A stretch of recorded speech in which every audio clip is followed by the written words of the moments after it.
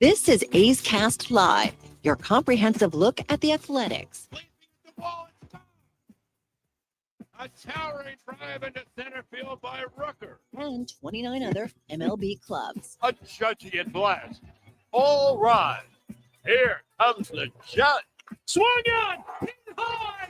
Hit deep to right. Away back into the second deck. Bobby Witt Jr. becomes the first shortstop in Major League history to have two 30-30 seasons. Shohei Ohtani starts the 50-50 club.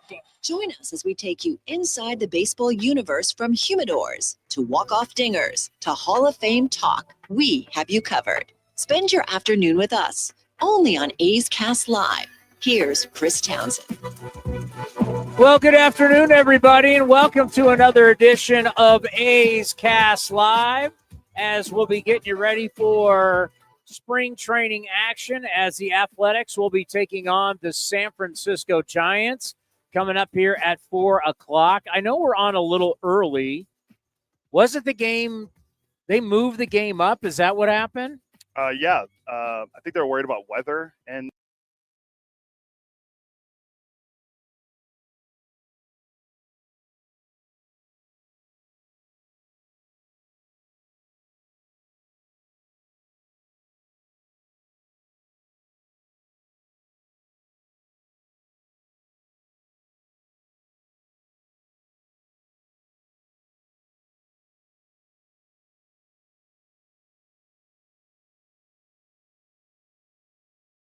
I am rooting for him, and it's hard for me to say that, obviously, because of what Verlander has done to the Athletics in his career.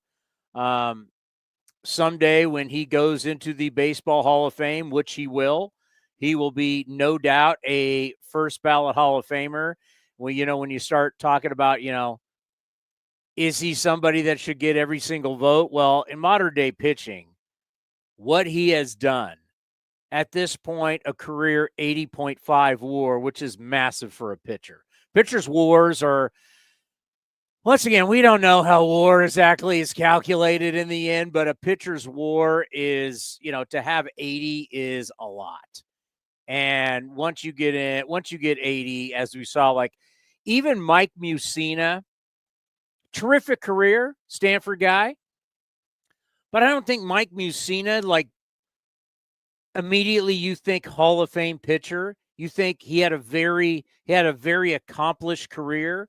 But when you think Hall of Fame, he wasn't a guy who was winning Cy Young awards. You never really looked at him as the best pitcher in baseball during his time. But when you tally it all up, an 80-plus WAR, well, Mike Mussina's in the Baseball Hall of Fame. Verlander's a different deal, right? He's been an MVP, 3-time Cy Young Award winner, has won the Triple Crown for a pitcher. That's ERA, that's wins, and strikeouts. No, it's wins, ERA. What's the third? Wins, ERA. wins, ERA for Triple Crown, strikeouts. And strikeouts, okay, yeah. 2-time World Series champion, 2-time ERA title holder, winning the ERA title, Rookie of the Year, you name it, Verlander's done it. He will be in the Baseball Hall of Fame. But the thing is, how do we not root for him, even though what he's done against the A's and literally broke our hearts in 12 and 13? How do you not root for Justin Verlander to get to 300 wins? Because a 300-game winner didn't happen a lot, but it is something where you look at, it's a major, major accomplishment, and he will be the last guy that in our lifetime. And it's tough to say that, right? We'll never see it again. Unfortunately, because I remember every so often, and I remember when I was a kid, Tom Seaver, and then here comes Nolan Ryan, and there was always somebody, and then it's Maddox, and it's Glavine, and it's the big unit, and, we saw Clemens, and, it happened every so often, right? And you'd follow the guys. It's never going to happen again. I mean, I want everybody to at least see it one more time as our game has changed. And, I'm glad you guys I'm glad you're all so happy about saying wins don't matter. Well, congratulations. This is going to be the last time in your lifetime. And hopefully, Cody, you're a lot younger than I am, so you'll live, technically longer from this point out. But you'll never see it again. Thank you for saying that I'm younger. I appreciate that. You'll never see it again. Your crew all want to say wins don't matter. Congratulations. It's going to be the last time you see it because you'll never see it again. And then you won't even know how to really judge starting pitchers when it comes to the Baseball Hall of Fame. How are you going to judge them? They don't strike out a ton of people because they don't pitch a lot of innings. How are you going to judge these guys long term? Verlander will be the last old school pitch.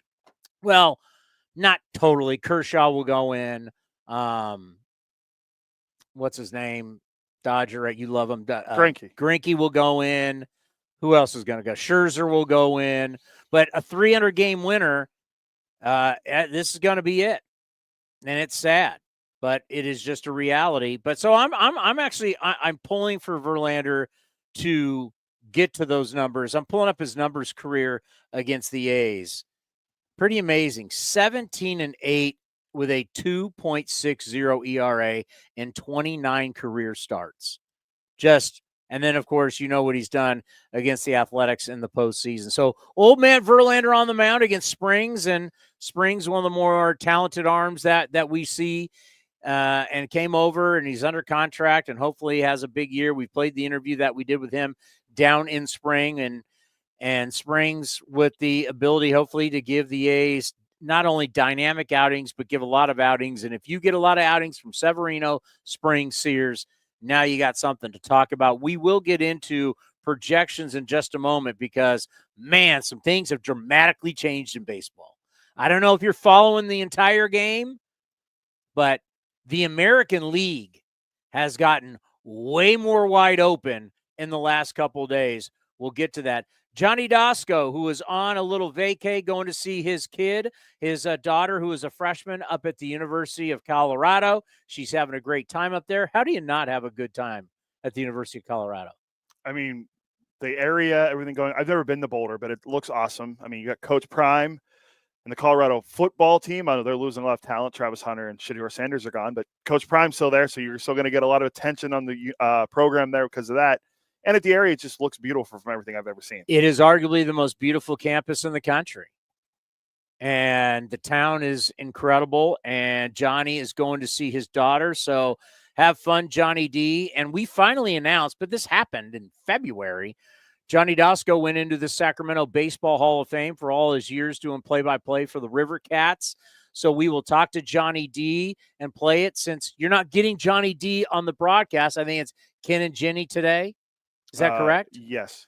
We will play a little Johnny D for you. Our interview I did with him in spring training at 2:30. We'll hear from A's center fielder J.J. Bleday at 3:10. And then one of the all-time really great broadcasters in Bay Area history. He's in the San Francisco Bay Area Radio Hall of Fame. He is somebody that I've known for many, many years and have an extreme amount of respect for. His coverage of A's and Giants for many years was on before A's broadcasts, and now is scaling back a little bit, but he'll still be a part of Giants broadcast and their programming on KNBR 680 in San Francisco. The great Marty Lurie will be here. The defense attorney, Marty Lurie. Defending all those scumbags all those years, made him rich, and after that became a broadcaster. And Marty is an amazing historian of the game. We've always had this great connection because of my grandfather. Look it up, Bob Elliott, MVP in 1947. But Marty has always sent me stuff that he comes across with my grandfather from baseball, the different time in the 40s and the 50s. And you talk Pacific Coast League. I mean, Marty is truly one of the great baseball historians that we have. He will join us at 3:30. So Johnny D at 2:30, J.J. Bleday at 3:10, Marty Lurie at 3:30. Now, normally we would come at you with a ton of A's, but the reality is we're going to tie the A's into basically all of baseball, the American League. Because if you are not following it, there has been just injuries galore around the American League. And right now, truly, the American League is wide open. So what does that say for the A's or anybody else? I mean, it is unreal what is going on in the American League East. Obviously, the biggest news, we had it yesterday. Gerrit Cole is undergoing, it's either today or tomorrow. I think it's today. Is it today? Yeah. He is undergoing Tommy John surgery. We don't know. I'm assuming he will get basically what Ken Waldachuk got. It's the full service where you get the new ligament and you get the bracket. From what the audio you sent me of John Morosi, it didn't sound like that. I know. But we don't know, yeah. Yeah, I don't know why you wouldn't. It's the same. I mean, the recovery time has truly changed. And you think about where we were with Tommy John surgery, and then we had all these guys who tried to come back early, right? We love athletes that I want to be the fastest guy to return from X surgery. Remember Rod Woodson back in the day coming back so fast? I want to say at that point, the Hall of Famer. I've done plenty of shows with one of the greatest football players of all time. I did shows with him when he at 95.7 The Game, obviously with our Raider ties. But, you know, Rod Woodson was a great Steeler. Then he came over to the 49ers. I think he was with the 49ers at the time. And he came back from knee surgery so fast. It was crazy. So that was like the in thing, right? I'm such a great athlete that I can come back. Well, guys started coming back from, you know, forget the year. I can come back from Tommy John in 8 years. And then we found out that's a disaster because the way they drill the hole into your bones and then they attach the ligaments, like time is your friend. Not coming back early, you need time. So 12 months, which guys tried to shorten, has now been slow down, Jack.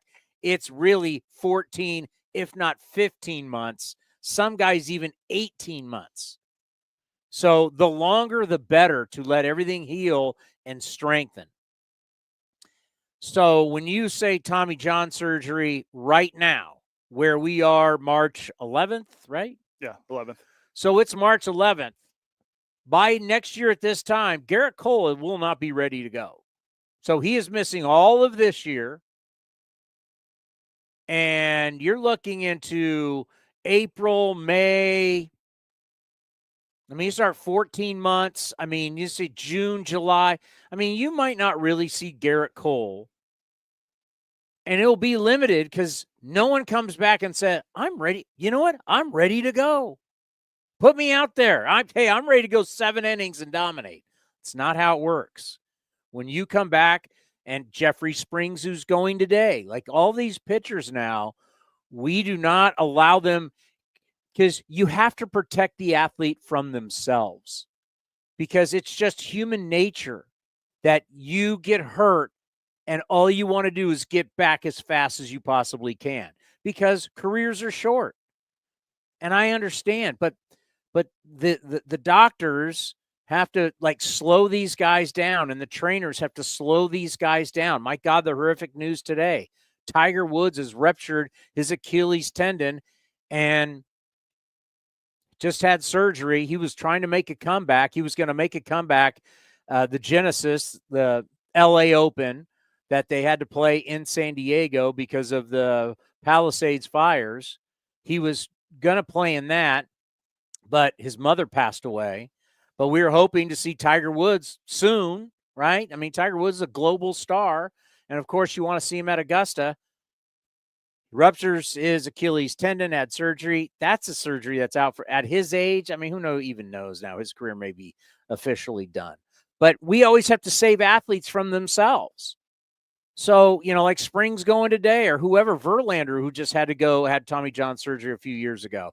You got to slow that process. So Gerrit Cole, when he comes back, call it June, July, it's not going to be taking on the workload that he's known for. So what does this mean? Because Luis Gil is already out for them. Giancarlo, you call him Mike, I call him Giancarlo Stanton. He's out. I have the money that's out for them, and I think the money kind of for most people now is irrelevant. People don't totally want to hear it. I have it for you, the money that's on the shelf for them and just bad contracts. But what it has done the landscape of the American League East, and let's just call it the American League, has dramatically changed. Because right now, you have the Yankees, who represented the American League last year in the World Series, right? The Dodgers, Game 5, imploded in Game 5 in the inning of hell, where there was no home runs, but the Dodgers, great base running and putting the ball in play, playing baseball. It was great. That was the Dodgers-Yankees was phenomenal for baseball, as we saw the ratings go way up, right? New York, LA, baseball needed it. But really, for us true hardcore baseball fans who hate both the Yankees and the Dodgers, that was a lose-lose World Series. But yes, we needed, as we said on this program, as we did our shows in and around the World Series, as we do, desperately needed that after years of having, I don't know, Texas, Arizona, which didn't float anybody's boat. You needed star power. When you start going up against the National Football League and you start going up against college football, see, it's funny, when everybody talks NFL, they forget how monstrous the ratings are on Saturdays for college football. Like that CBS SEC game of the week and all the different games, they get huge numbers on Saturday. I mean, remember what the Georgia-Texas game last year got over 20 million at one point during its peak? 20 million plus Americans watching. And that, remember, is not counting everybody in bars and restaurants watching it. I mean, that's 20 million people watching Georgia-Texas. That was down in Austin, right? Yeah, just hearing you say that and not remembering at first, then as soon as you said it, remembering that Texas is even in the SEC now, but that's a huge draw for the SEC. 20 million people to watch that game. I mean, you got Georgia, they were the defending. Wait. You haven't made the adjustment. My daughter is in Greensboro. My daughter right now is in Greensboro, North Carolina. My daughter's a cheerleader at Cal. She's a freshman. My twins are at Cal, but one of them's a cheerleader. My daughter right now, Cal is taking on Virginia Tech in the ACC tournament. My child, my wife was like, oh my God, my daughter's never been so far away from us. My child, it's a Pac, to us will always be the Pac-10. My kid's at a Pac-10 school that's now in the ACC, and my daughter's cheering in Greensboro, North Carolina right now. The game is going on as we speak. It was tied 16-16 when I came in here. But my daughter is in Greensboro, North Carolina, representing Cal. Is that not crazy? Yeah, and I heard Jim Boeheim say something about 17,000 miles or something they've traveled. Was that this year or whatever? I mean, that's insane. I mean, thinking about these schools that are going from East Coast to West and West to East. I mean, UCLA going to play Rutgers on a Saturday. And I did the whole thing about the last game at Cal. To go up and took my one daughter to dinner, and then we went to the game to watch my other daughter cheer. It was Boston College. I mean, Boston College flew out here to play a hoop game, and the next day, because Cal women are pretty good, they're going to be in the women's tournament, they were taking on Miami. So in back-to-back days at Haas Pavilion at Cal, you had Boston College and the University of Miami. Think about the flights on that for these colleges. But you know what, though? I look back as a former bad college athlete, I would have loved it. Like my senior year at San Jose State, we went over and played the University of Hawaii, and we played Hawaii Hilo. It was awesome. I love traveling. Like our travel, because we were Big West at the time. So our conference was Fullerton, Long Beach, Fresno, UNLV, Santa Barbara, who else? Pacific.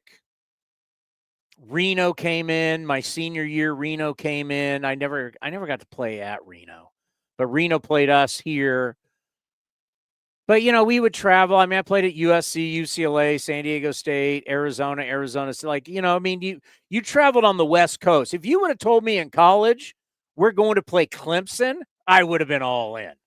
Death Valley. Who cares about the flight? LSU? Go down play Florida or Florida State? You think these 19, 20-year-old kids really care? I think the adults care, but you're a college kid and you're on a, now, if you're on football, basketball, you're probably on a charter. But, who would have, It's 5 hours in a plane, 6 hours on a plane. Come on. To go somewhere. Now, baseball, obviously, we played series, so we're there a little bit longer than just one game. But I would have loved it. I would have go to North Carolina, Chapel Hill. I would have been all in, but whatever. So right now, VTech is up on Cal 32-31 right before half. But the whole point of We were talking about Texas and Georgia and the ratings in that game. so we needed Yankees and Dodgers. Well, all of a sudden, with Cole going out, the PECOTA standings, technically, as of today, the projections for the season, have you looked at them? Not since they first came out in February. Oh, well, who was number one in the American League when they first came out in February? I'd go with the Yankees. In the American League East? The Yankees. Okay. Well, on March 11th, how do you think it looks now? I'm going to go with the Orioles. Okay. Red Sox. Okay. Yankees. Okay. Jays. Rays. Oh, your beloved Rays? You said the Rays would never lose. They were so smart. It is right now Baltimore, Toronto. Oh, wow. New York, Tampa, Boston. Boston's Latin. Everyone's Once again, this is PECOTA, Baseball Prospectus. Their predictions as of right now is Baltimore, Toronto, New York, Tampa, Boston. Boston, who was the favorite to win the American League, now has dropped. The Gerrit Cole news, you talk about the Dow and stock going down. Everybody in baseball with Cole going down, Max Fried, thank God they signed him, but right now stock in the Yankees has plummeted. And that's opened up but, you want to go Boston?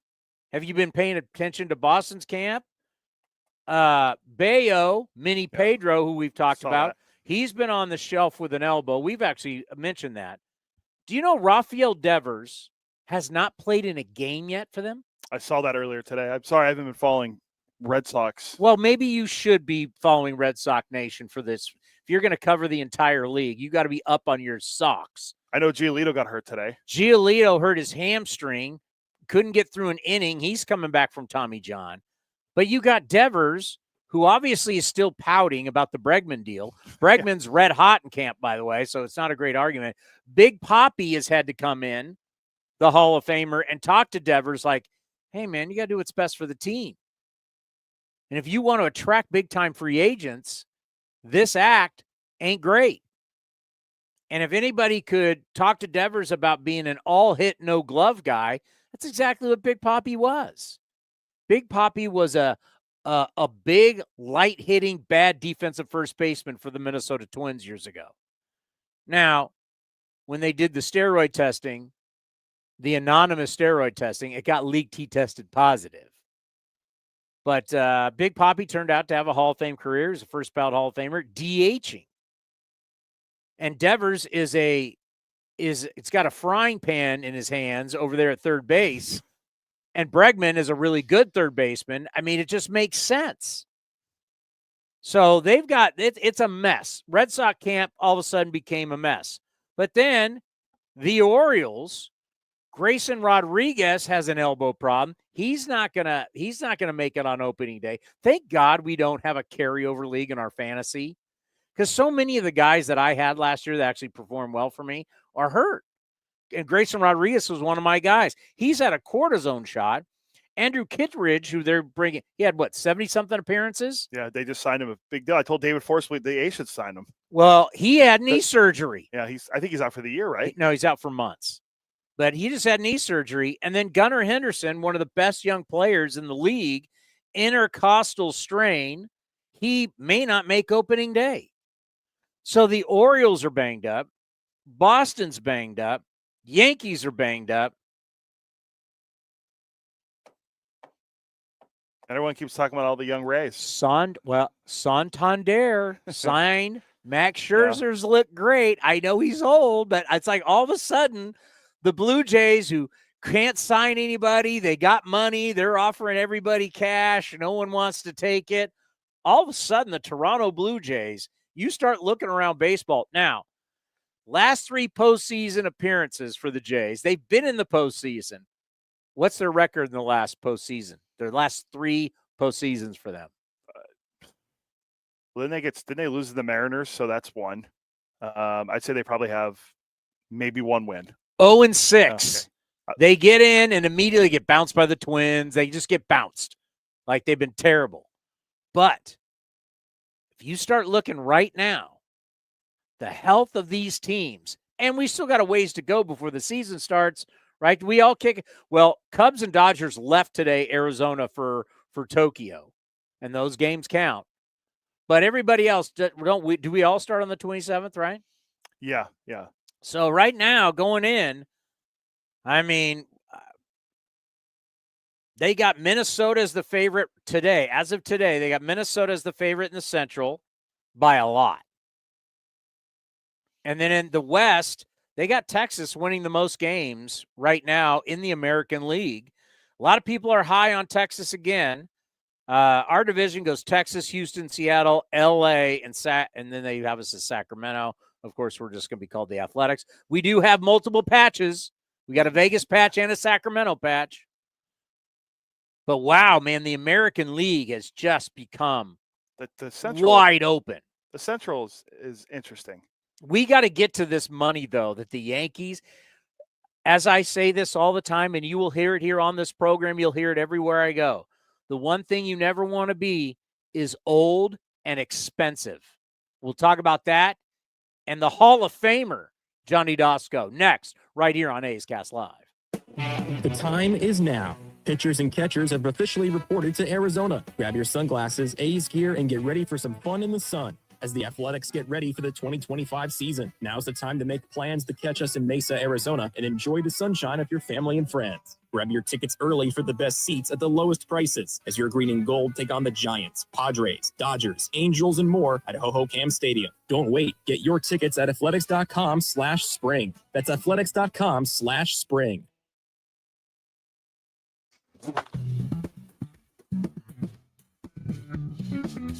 A's starting pitcher Luis Severino joined Towny on A's Cast Live in Mesa and discussed his role as a veteran leader in the clubhouse. For me, just learning from the guys that like when I was younger, Cesar Sabathia, Ivan Nova, Michael Pineda, Playboy Aero. So those guys teach me how it was, how it is to be in the big leagues. So I would try to do the same thing with those guys, if they need me.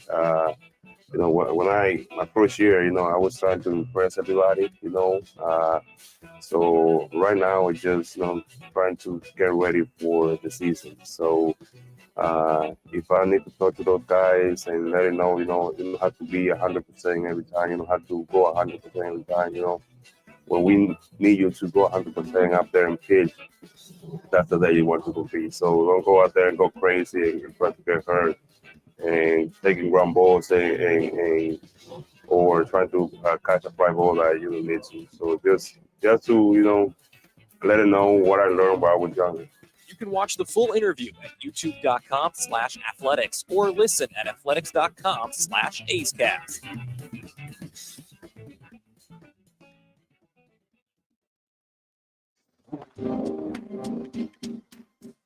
A's All-Star Mason Miller joined Towny on A's Cast Live to talk about the responsibility getting the final 3 outs in a game. It's exciting.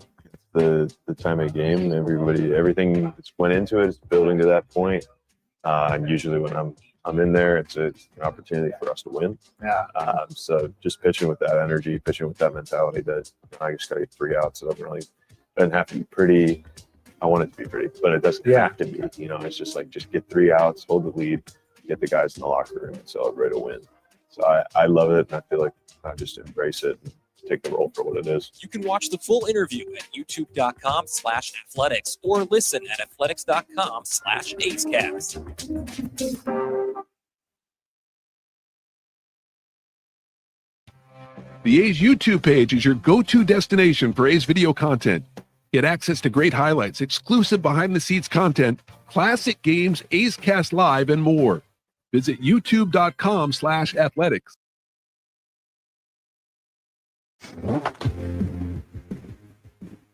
Streaming from the studio, A's Cast Live continues with Chris Townsend. By the way, I'm repping the Ruiz shirt that we gave, Estuary Ruiz shirt for the stolen bases, the rookie record. I'm repping it while he's still here. Remember this shirt? We're on NBC, so that's Xfinity. You know what? And I still pay for Xfinity. I mean, I do too. So I'm repping the brand. But I wanted to wear this shirt before. I don't know I think he's probably going to be sent down. He's got options. 2 options left, yeah. So I wanted to rep the Ruiz rookie record, stolen base record shirt, American League record.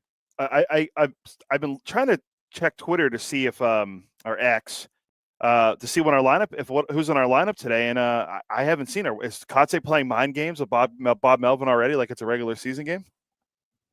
Oh man, can you imagine? These guys were up all night long going, I can't wait to stick it to this son of a. Well, imagine Melvin like, oh, I can't wait to take it to the A's, and then Kotsay's like, oh yeah, you won all those Manager of the Year awards. I'm going to show you today. Oh yeah, A's and Giants get together, especially in Cactus League action. You better bring it. You better bring it. This is as we would say back in the NFL days. This is a big boy pad game. You better bring your big boy pads. Well, it made me think we can do it later. You think there's going to be fights? Beanballs? I mean, do you think Verlander's going to take kindly to Lawrence Butler getting an extension? Verlander may come after Butler first pitch. If Butler take this, kid. I can't tell you if he's in the lineup or not because I don't know. But take this. And then all of a sudden, Springs is going to have to come out and retaliate. There's a great one. I don't know if I saw it on Instagram or Twitter about Greg Maddux. Who were they playing? They're playing the Padres. It's Greg Maddux as a Cub. Greg Maddux, can you imagine how archaic baseball was? They told Greg Maddux, you don't win today, you're getting sent down. Remember, wins don't matter according to you. Well, back then, Maddux, you don't win today, you're going down. And Eric Schau, RIP, hits Andre Dawson in the face. Oh, I remember this, yes. Right? And Rick Sutcliffe's telling the story about how he goes to Maddux and says, listen, you got to stay here. So get through 5 and then pluck somebody in the 6th. See, back then, pitchers thought they were going deep in games, Not 5 and dive. Not 5 and dive. But Maddux goes, no, it's bigger than this. So Maddux comes right out, smokes Benito Santiago. It's like an old school game, right? Smokes Benito Santiago. And next thing you know, Sutcliffe's out there. They're brawling. They used to brawl. They're throwing punches. And you protected your players back then. And Maddux would go down. And he had to be down for 15 days. Then Greg Maddux would come up. And then he'd never see the minor leagues again. This is from the documentary they did on MLB Network, right? No. I remember. No, I don't. No, I remember seeing that story on that documentary they did too. On Maddux. I remember watching it. Maybe I don't know. But anyways, it's great. And Sutcliffe talking about it, and Greg Maddux earning his stripes as a big leaguer, a young Maddux with the Cubs. And remember, Maddux threw a little. Maddux velo was around 92, 93, could get up to 94 in those days. It wasn't until later he lived at 88, 89, and he's moving it all over the place. Yeah. And the strike zone was also moving with him. Balls, if you go back to the old TBS days, him and Glavine are working so far outside and inside, and everything's a strike, and you're like, wow, thank God they didn't have the ABS challenge system back then because everything would be challenged. You'd be like, no. Hitters today, and that's one thing about the ABS system, and you hear this from the minor league guys, and I learned this because of whether it was Lawrence Butler or Tyler Soderstrom, they're all like, well, yeah, you have the ABS system, you learn your strike zone. When you know the computer's calling balls and strikes, and it's consistent night after night after night after night, you start to know exactly what's a ball and a strike. So these hitters, they talk about how young hitters get used to the ABS system. They come up to the big leagues, and all of a sudden the strike zone now is a moving target. And that's why you see young guys immediately turn around and look at umpires, and people are like, how does that rookie disrespect a veteran umpire? Because the veteran umpire has a moving strike zone. And we've trained these kids, right? Technology is there. I mean, we have so much technology to train these kids' eyes and their brains, right? We're putting these virtual reality goggles on them. They're seeing all the. So when they get into the plate, they know a ball versus a strike. That's why getting people out in the strike zone is all about movement, right? You got to be moving the baseball and changing speeds in the strike zone to get people out. Living like Greg Maddux would throw a circle change to a right-handed hitter way outside, and Eddie Perez would sit up way outside. He'd hit the glove, and the umpire goes, strike. And nowadays, these guys look at it and go, that's not a strike. That's not even close. Not even close. So these younger hitters have a better sense of what the strike zone is than ever before because technology has trained them. And that's why it's funny. You hear these young guys come up, and they go, these umpires, they have every night's a different strike zone. Well, when you have the ABS system, it's not. Just something to talk about. Well, made me think real quick. We can do it a little bit later because you wanted me to remind you today because we're playing the Giants. The whole Blake Snell felt like he was ghosted by the Giants. Yeah. We'll get into that. Yeah. Yankees have hundreds of millions of dollars wasted in bad contracts and declining and injury-prone veterans. You do not want to get older and expensive. It is the worst thing you can do in all sports. And it happens. Like we've seen it to the greatest teams, greatest dynasties. Like if you don't make change and make those tough decisions and you want to stick with the names on the back of the jersey because they've done so much, well, at some point they get old and the new crop of guys come in and other teams and they take you down. Because Father Time is undefeated. And there's certain teams that you just look at. You think about when the Phillies won in 2008, played the Yankees and lost in 2009, and then they kept trying to salvage that team, more money, more veteran guys, and then all of a sudden they got old and they were bad. They were bad. I mean, so this has happened throughout sports, right? You think of the old Boston Celtics, how great they were with Bird, McHale, and Parrish, and DJ. They just got old. Bird got hurt. They got old. They were a great team. The Lakers, they were a great team. They all got old. Kareem got old. Worthy got old, right? Magic, obviously, with the HIV diagnosis and everything changed there. But, the team got old. So super teams get old, and then what? You got old and expensive players. Gerrit Cole, $144 million left on his deal, 4 years. Giancarlo Stanton, you forget that trade was so long ago with Miami. Well, they were the Florida Marlins then.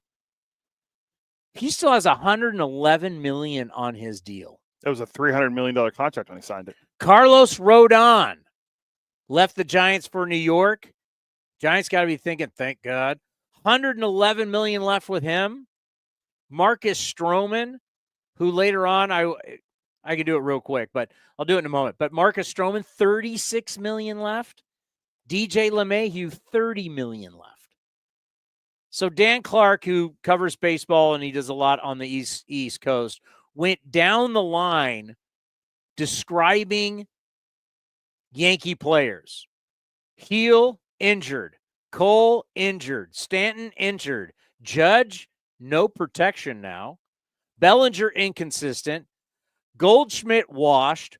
Volpe, the Disney prince, he goes, mediocre. Clark Schmidt, dodgy back.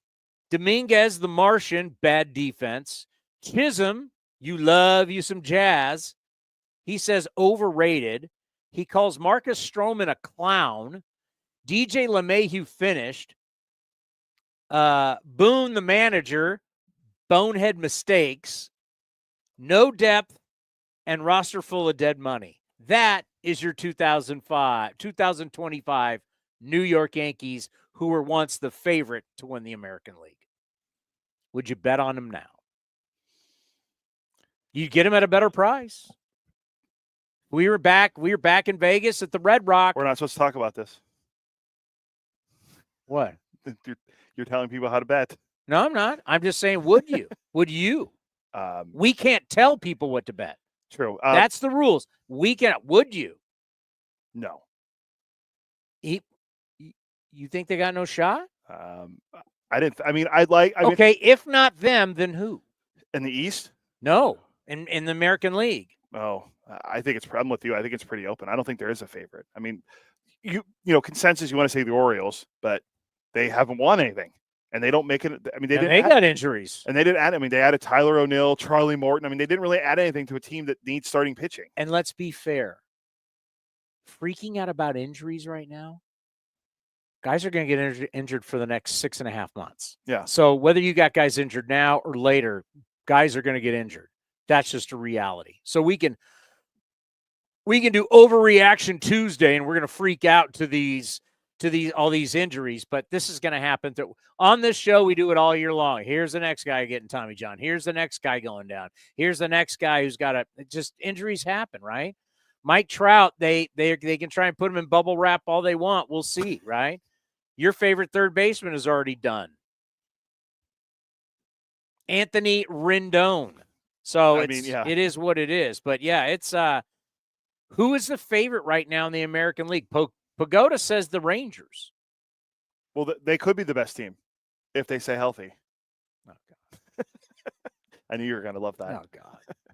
If Jacob deGrom starts 30 games, if nobody gets hurt this year, they're going to be pretty good. Oh, yeah, thank you, Captain Obvious. Okay, away from do you not have an opinion, or you're just going to give me Captain Obvious? I want non-Captain Obvious. Well, they don't get hurt. They're going to get hurt. All right. If you want to say knowing everybody, all 15 teams in the American League are going to get hurt, who is the favorite? And everybody will have guys injured, stars, regulars. It's your 40-man depth, blah, blah, blah, blah, blah. If we're taking out injuries, I think I tend to agree it's Texas. Wow. You're now, oh, boy, you Boch lover. I mean, I see ya. I mean, DeGrom, you're going to get Wyatt Langford back. You're going to get Evan Carter back. These guys were hurt and had down years. I mean, they have a lot of young talent mixed in with a lot of veteran leadership. You got Seager, Marcus Semien still. Seager's staying healthy, huh? Although isn't Dolis Garcia hurt? So I still like that. I think I would have to go with Texas. The Minnesota one's weird, them being the favorite in the Central. Is Carlos Correa playing all year? Nope. Buxton playing all year? Nope. Okay, so why are they the favorite? I don't know. Why is Kansas City so low down? You know who should be the favorite? And it's literally disgusting that they're not. Should be the Seattle Mariners.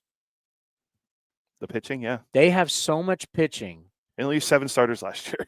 Blanco, they only do Blanco in the offseason. It's almost like, and it goes back to the television deal. You know, they have a wonky, weird thing going on with their television deal that they have not spent money. It's like you have this staff that's just incredible. If you could just score some runs, you should run away with this. I mean, Seattle should literally run away with the American League with the pitching that they have. What they're able to throw at you night in, night out, if you could just help their starters. They struck out. They were a historically bad strikeout team. As we talk out the strikeout rate for Brent Rooker change, and that's what changed his year, they went up. They went up. It's unbelievable. But right now, if you look at PECOTA, they've got the Rangers. Other than the Los Angeles Dodgers in the West, who do you think is number one? Who would you say PECOTA says is the second best team in all of the National League? Dodgers obviously won. If I had to guess, it's an NL East team, but I'm going to say they think it's probably Atlanta. Yeah, Atlanta, New York. They have Chicago at 91.5 wins. A lot of people are very high on the Cubbies. I'm going under. I'm sorry. I thought you were talking about the White Sox at 90 wins. I'm going under if I'm going with the Cubbies. I'm a Bud man and a Cub fan, Harry Carey. I am going under on the Bud. Just keep sleeping as you do every year. Keep sleeping on the Brewers. They have the Brewers at not even 500. Now they always go really low with these win totals, but they got the Brewers at 79 and 79.3. I mean, Woodruff's going to be back, so that would help their pitch. Woodruff's not back yet, yeah, but we don't know when he's going to be back. I think he's doing a minor league. But they got good starters. Yeah, I mean, and you still have young players. Willie Adames, who's out, they lost some firepower. Adames now a Giant. I would say a very good deal for the Giants. I do want to get into that. When is Marty? 3:30. Yeah, I mean, the Brewers look like you got Bryce Terang, you got When can I do? At one point, I want it. Well, our interview with Johnny's only 5 minutes, so. Okay, that's it. That's all I did with Johnny. Yeah. I basically said, get in here, do it, and get out. Yeah, pretty much. Okay, Hall of Famer. Yeah. Do we have to address him as Hall of Famer now? Ken Korak, it's in his contract. We have to say San Francisco Bay Area Radio Hall of Famer. Marty Lurie's one of those. And so is Marty Lurie. We have to do. Do we have to do that with Doskow? I have to check the contract. I don't know what his. Can you check the language? The language in the deal. Does he sign his name JD HOF? HOF. So he'd be HOF apostrophe 25. Yeah. Or does he put SB HOF 25? Sacramento Baseball Hall of Fame 25. Oh, God. Dealing with Johnny this year is going to be a load. It's just going to be like all year long. Hey, Hall of Famer. Okay. No, we love Johnny. Well, him and Ken are both going to look at you. I mean, you're going to walk in the room. You got 2 Hall of Famers on our broadcast. I mean, will you be able to fit the ego? Because we've heard that the press box at our new home in Sacramento is smaller than what we're used to. Are you going to be able to fit the egos in the room? You might have to put Ken and Johnny in different booths. Like we did in COVID, because it's the Hall of Fame. You just can't put that much in the same room. The room could blow up, and just all that going on, and then just knowing the other guys that have been in that booth and the guys that will be using that booth, like our friend Zach Bayruti. There's a lot of egos going around. Oh, Bayruti, my God! You want to talk about a guy with an ego? Remember how much he big leagued us at former A's broadcaster Alec Jensen's wedding? He was the officiant. He was a busy man. I mean, Bayruti, this guy that you got doing the River Cats, he acted like we were A-ball. Yeah, I mean, couldn't believe it. Won't even respond to come on A's Cast Live. When I went to shake his hand, he said, I charge $5 for a handshake, 10 for an autograph. It's like, oh, Zach, I mean. We're like, we'd love to have you in the program. And he's like, we're a Giants affiliate now. I mean, it was unbelievable. It was unbelievable. Johnny Doskow, one of the voices of the Athletics right here on A's Cast Live from spring training. Special things that we're going to be following this year on A's Cast and A's Cast Live is Johnny Doskow's journey, now A's broadcaster, back to Sacramento, where he spent so many years at that ballpark covering the River Cats, but now coming back as a big league broadcaster. Just to watch baseball, and I've said this also with Steve Sachs, to watch Major League Baseball come to Sacramento through your guys' eyes is going to be incredible. What's that experience you think going to be like? Well, Towny, great to be with you. You know, it's something that we joked about 5 years into Sac. What if Big League Baseball ever comes to Sacramento? Yeah. Because I love the town so much. It's such a wonderful, rich baseball community. I mean, they know their baseball. So many great players in front office, people have come out of, and coaches have come out of Sacramento. So it's a thrill. And they're I'll tell you what, the town is yearning for it. The town is ready for it. It reminds me a little bit of 01 when the River Cats came to Sacramento, but even bigger, right? This is going to be huge, and I think everybody's really excited for it. Yes, because Sacramento is, I think I mentioned this yesterday when we launched on our new radio station, KSTE 650, where I said, Bird Magic played there, and then came Jordan, and then, Kobe and LeBron and Tim Duncan. So they've seen the NBA stars, but now you're going to get to see the Yankees and the Red Sox and the Dodgers and Major League Baseball. And as you mentioned, the rich tradition. It's going to be so cool to see like the Red Sox in Sacramento. I know from being at that event on Saturday in Sacramento just how excited people are to see the Bryce Harpers and the Juan Sotos and the Aaron Judges and all the great players come through Sacramento Towny in 2026. So yeah, people are elated, Towny, to get to see Big League Baseball in their backyard, and everybody's talking about it. There's excitement in the town. It's building, and they just can't wait for March 31st. Yeah, the journey of right out of the gate when you start seeing the Chicago Cubs or so many people from the Midwest who are in the Valley in Sacramento, or they have roots to that, and then you got the Padres with their stars, and then Juan Soto comes, the highest paid player ever in the history of American professional sports. It's going to be really cool. Talk about the Hall of Fame you just went into in Sacramento. Towny, it's the Sacramento Baseball Hall of Fame. Leon Lee gave me the call a couple months ago, and we shared tears because I know him so well. But it was just to be in that environment with those people, scouts, coaches, and to be the second broadcaster go in, it was just a true honor, and I've been grateful, thinking about it a lot. The night was so special. My family was there, friends were there, people I didn't know were gonna be there were there. There were some A's fans that were there, so it was a thrill, Towny. I loved it. It's humbling, isn't it? It was very humbling. Yeah. Very humbling. It was fun. Yeah, I enjoyed it. But you're a Hall of Famer, and you think of all the hard work, so deserving. 21 years, you gave everything you had to the River Cats and to their fan base. Thank you. Yeah, it was, look, it's not something you ever expect. I didn't expect it to happen, but when it did, I was beyond thrilled. I was euphoric. So it's a pretty exciting thing. And I'm going to go to that event every year. I'm never going to miss that event because it was just a gathering of great baseball people and just great humans in general. So to be around all the scouts and talk, I was there an hour before it started, and I got in some great conversations I look forward to continuing, so it was a lot of fun. A's broadcaster Johnny Doskow joins us here on A's Cast Live. And now, when we start to look at your third year, you're going to be doing a lot more games. You're going to be doing more games than anybody else here on the A's Radio Network and also on A's Cast. What does that mean to you? Well, and what are the expectations going into this season? Keep getting better, right? I mean, you're always going to learn. Even Ken Korach talked about that. You're always going to try to get better, and because we all can get better at our craft. So the more games you do, just keep being entertaining and informative, and enjoy it, and have fun. You and I always talk about that. Mm-hmm. Have fun. My boss talks about it. That's what we'll do. We're going to have a lot of fun on the radio this year, and I'm looking forward to it.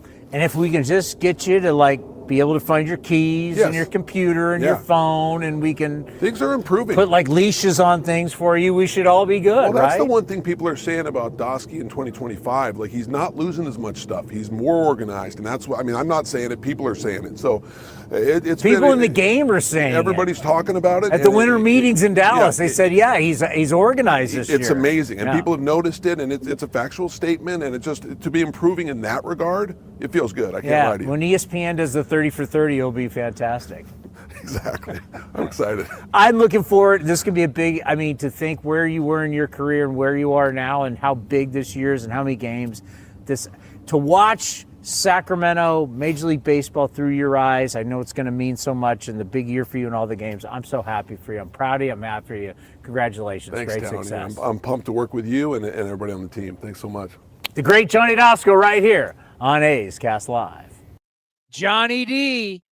And yes, seeing it through Johnny's eyes, seeing it through Steve Sachs's eyes, who I'll be doing the pre and post game show with in Sacramento, A's Cast on NBC. You'll see it on NBC Sports California. So for all the people listening on 650 KSTE, obviously you watch Sacramento Kings on NBC Sports California, then you're able to watch A's, you're able to watch Sharks.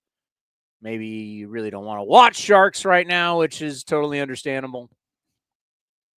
It's totally accurate. Game tonight against the Predators. They've got real bad. But you know what? They're better than last year. It's what you don't want to be, is that team in the middle where you don't, like the St. Louis Cardinals. Like the St. Louis Cardinals for all these years, being competitive, the Cardinal way, right? And now Chaim Bloom will be taking over at John Mozeliak, who's a longtime guy. He's basically being pushed out. They're just not going to fire him. But he's been running the Cardinals for years. He's going to be here. Mo is going to be here for the rest of the year. And Chaim Bloom is going to get the opportunity. He used to run the Rays, and then he went to the Red Sox. He got fired from the Red Sox because he turned the Red Sox into the Rays. And now he's going to sit back for a year and learn everything. They say he's going to learn and process everything so he can hit the ground running once, boom, he's put in charge. Things haven't been great in Cardinal Nation. The Cardinals went under 3 million people this year in attendance. They are not spending, but what happens is they got in the middle. You don't have a chance to win, and you're not bad. You're just kind of blah. Well, the Sharks were in the playoffs for basically 20 years. Got to the Stanley Cup. Many runs in the playoffs, fell short. But, People need to accept, if you want to get good, there's times where you need to, however you want to call it, remodel, retool, reimagine. You got to get less old, and you got to get younger, and you got to get a core. And then once you get young and you get the core and they start to grow, then you add to it. Like what the A's are doing now. You build a young core, they start to grow, they start to figure it out, they start to get better, and then you add veteran pieces to it. But if you just try and keep saving it every single year, at some point it comes back to haunt you. It will come back to haunt you. Let's pause for station identification right here on A's Cast.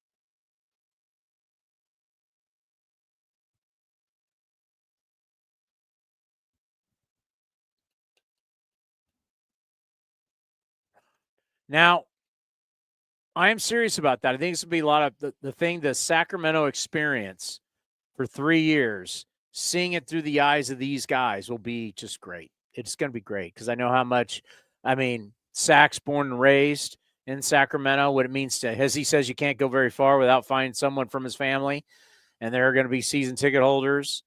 Johnny D all the years doing the River Cats.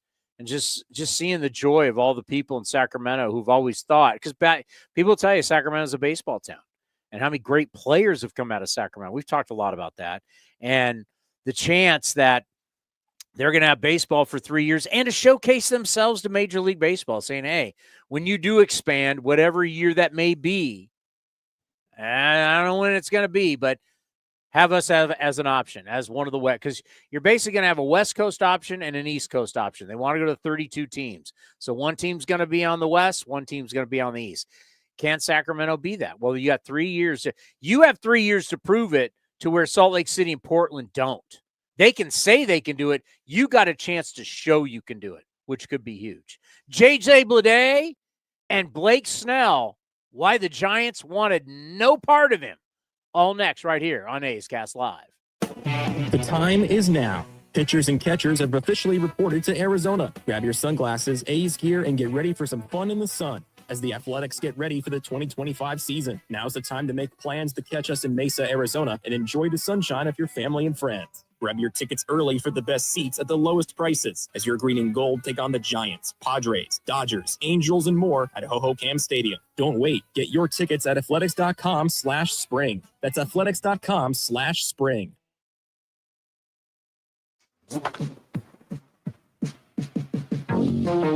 A's right fielder Lawrence Butler joined Chris Townsend on A's Cast Live to talk about him being a symbol of the organization. I mean, it means a lot because it just shows me how much, they value. And, I love the A's. I love the organization from the grounds crew to the trainers. I mean, I just love everything about it. I bleed green and gold.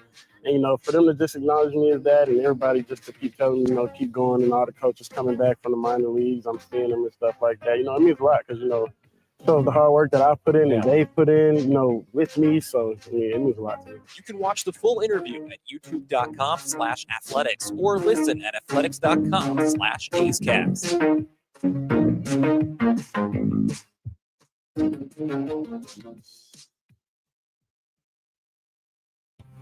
The A's YouTube page is your go-to destination for A's video content. Get access to great highlights, exclusive behind-the-scenes content, classic games, A's Cast Live, and more. Visit youtube.com/athletics.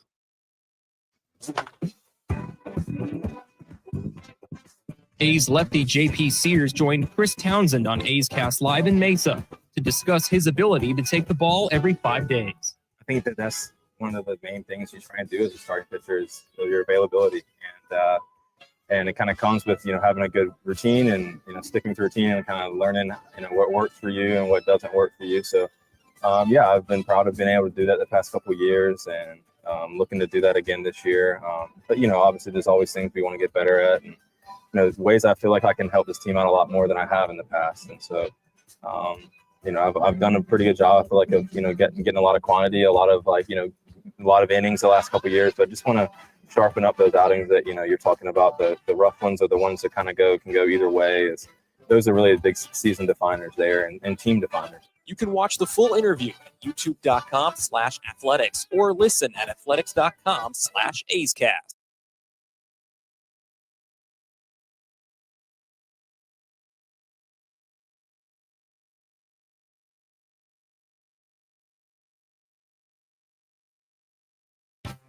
The A's YouTube page is your go-to destination for A's video content. Get access to great highlights, exclusive behind-the-scenes content, classic games, A's Cast Live, and more. Visit.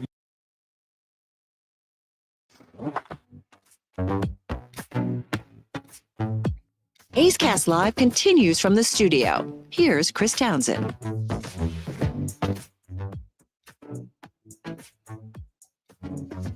All righty. JJ Bleday coming up in moments. Blake Snell and also Marty Lurie, Bay Area Radio Hall of Famer, covers the Giants. You hear him on KNBR 680. He is going to be up here at 3:30. So Blake Snell signs the big deal with the Dodgers. And then now he's revealed that the Giants didn't talk to him, wouldn't return his text. And you wonder, why would they do that? Why would they do it? Why do you think they wouldn't do it, Cody? Maybe Snell wasn't a stand-up guy. I personally. Oh, wow. Character assassination. You don't even know the guy. Was that libel you can get me for? Maybe it's because he came there and he got his money and they knew he was going to leave, and then he wasn't ready coming into camp. But you're not going to return? You're not going to even talk to him? I guess not. I mean, what do I know? I'm horrible at answering phone calls anyway. So that is fact. Literally, we're an hour. I walk out of the casino, and I can see where the lights are of the ballpark, Red Rock. And by the way, you know I've been staying in hotels when all of a sudden I got all my notes on hotel stuff. And I call you like, I just want a direction. Where am I going? Because the Fan Fest was not at the ballpark. It was kind of across the street. And so I call, somebody you work with an hour before show. You think they'd pick up? Nope. Of course not. Because why would you pick up? I mean, because you're so involved but if I don't show up, you don't have a show anyway. True. So what does it matter if you got all the stuff? You can't take 2 seconds to go, just put California Pizza Kitchen in your phone and then hang up on me. It would have taken 2 seconds. But no, you can't answer your phone. But if I don't show up, you don't have a show anyway. I'm like a lot of people my age that don't have their ringer on. So you think not answering your phone on a work day is a smart thing? Well, no one ever calls me but you. Well, then maybe you'd think you'd answer the phone. So I started putting the volume on. I had it on all day Sunday, and no one called me. So I'm like, well, now I know where to go. You got to have your phone on. I can't tell you how many times I'd call Cody. I'd be up in the press box, and I'm looking down at him on the field, and he wouldn't answer. I'm like, yes, that SOB's not in. Just not going to answer. The rest of us answer our phones. I love it, though, when our boss said, he never answers his phone. I go, ha, now you know. Now you know what I deal with. Now you know he never answers his phone. But back to Blake Snell. Back to I'm going to stick up for the Giants, and I cannot believe I'm doing this. This might be I marked the tape. Mark the tape. It's going to be the only time I'm going to write down the timestamp on this too for YouTube. The only time I'll ever stick Towny up. defends the Giants. I'm going to put in all caps and bold on there. Well, I can give you a story about the what was the World Series where the Giants played the Angels? What year was that? 2002. 2002. I was working at KNBR at the time, and since I was considered a baseball guy, they put me on the World Series coverage with Ralph Barbieri, God rest his soul. He was a good man. Ralph Barbieri, Bruce McGowan, Larry Krueger, and I were... That's a who's who. And Barbieri and Bruce McGowan were down in Anaheim, and Krueger and I were back in the studios of San Francisco. It was the World Series. It was the first time two wild card teams had ever been in the World Series together. And wild card was still kind of new. And before the series, my old boss, Bob Agnew, if people remember those days, sent me an email saying, can you just kind of act like a Giants fan one time? You should have saved that email. You got to remember, I was on the network pregame show. I did this thing. I think it was called like Inside Baseball with Chris Townsend. I was so on all the Giants network stations. I did this, but it was a baseball thing, right? It wasn't Giant centric. I did something different on baseball every single day. So if you listen to Giants baseball on their network, I was on the morning show at the time on KNBR with Gary Radnich. But if I did a segment in the Giants national broadcast, I guess national, but whatever their network is.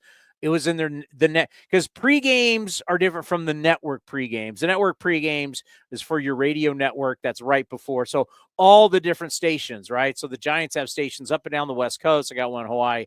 I was on that Inside Baseball.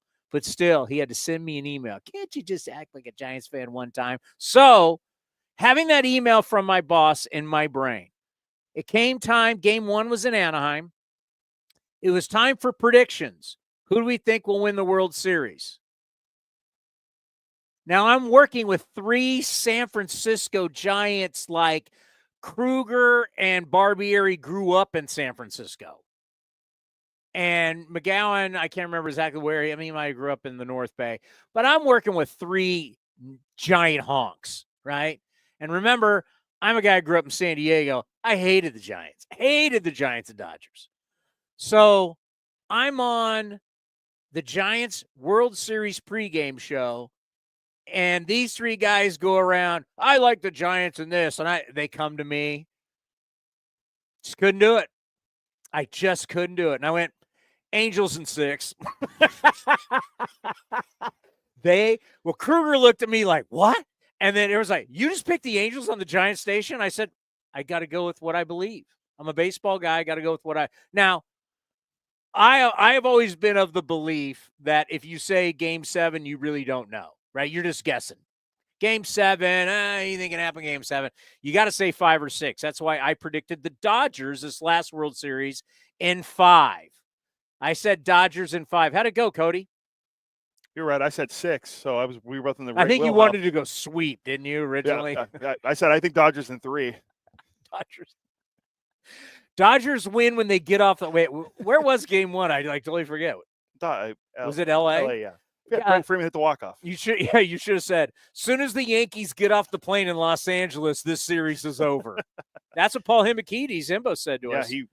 So, I said on the Giants pregame show for the 2000 World Series, I said, yep, Angels will win it. Oh, my God, my boss was so angry with me. So this is hard for me to defend the Giants. It is. I told Melvin, you go over there, I'm not rooting for you anymore. I'm out. But here's the deal. And it's really where we are in baseball. If I'm going to pay you, what was the total dollar amount that Snell got from the Dodgers? It's like 180 something, right?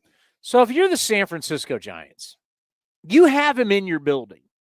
182. So you know all about this guy. And it's what the Padres found out. It's what the Rays knew. Nothing personal. This is but certain guys just don't want to be the guy. Give Gerrit Cole credit. Gerrit Cole wants to be that guy, and that's why Gerrit Cole fought having Tommy John surgery last year. He could have had it last year. Fought back, pitched well, got the Yankees into the World Series. He wants to be the guy. The guy on the mound tonight for the Giants, Justin Verlander, he is the dude. He wants the challenge. He wants the fight. He wants to be great. Justin Verlander is greatness. That's the kind of guy you want to give money to.